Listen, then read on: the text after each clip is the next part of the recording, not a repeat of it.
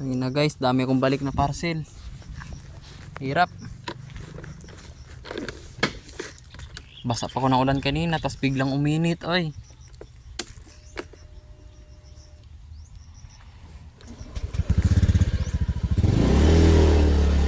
Hirap talaga. Hirap pumanap ng pera, hirap kumita ng pera. Hirap talaga sa Pilipinas.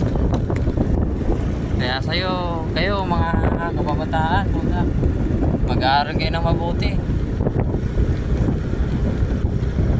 Pag kayo napunta na sa tunay na buhay, hirap. Kaya hanggat pinapaaral pa kayo ng magulang nyo, mag-aaral kayo ng mabuti.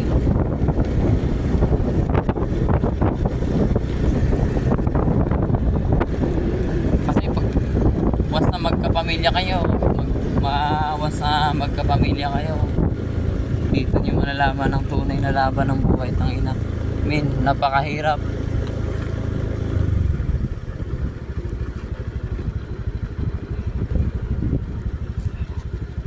Ito ang tunay na realidad talaga, kahit anong kayod mo.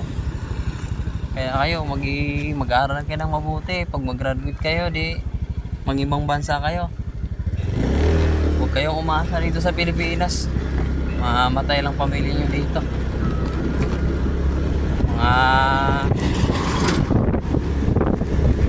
gahaman yung gobyerno.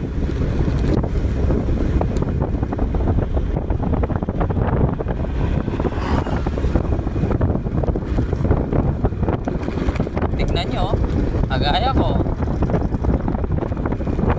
kanina umulan, kasi ngayon uminit. Kaya kung ayaw yung gantong trabaho, mag-aaral kayo na mabuti.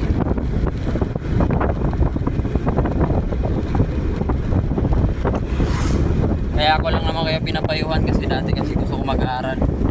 So, broken family kasi kami, kaya yun, hindi ako nakapagtapos sa mag-aaral, kaya bagsak dito.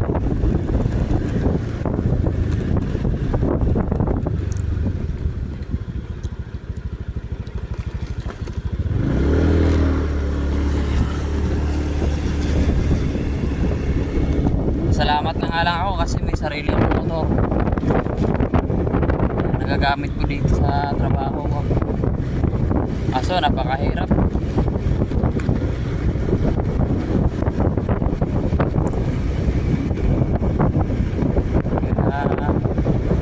Yun. Depende na lang yan sa inyo kung mayaman kayo kahit di na kayo mag-aaral. Hindi ko nang pangarap maging mayaman. Simpleng buhay lang, mabuhay ko lang yung pamilya ko, masaya na ako.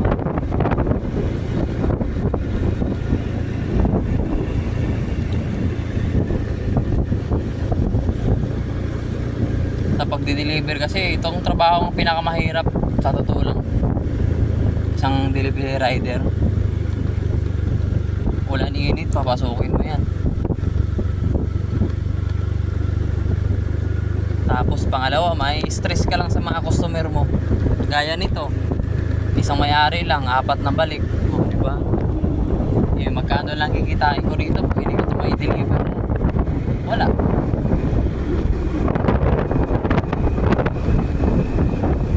Magkano lang naman makukuha ko sa isang parcel? 15 pesos lang.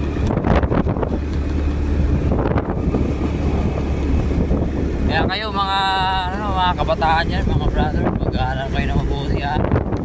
Huwag kayong yung mga angas-angas. Huwag lang may dating, basta focus lang kayo sa mag-aaral. Kasi talaga yung kayamanan na hindi mo maipasa sa iba.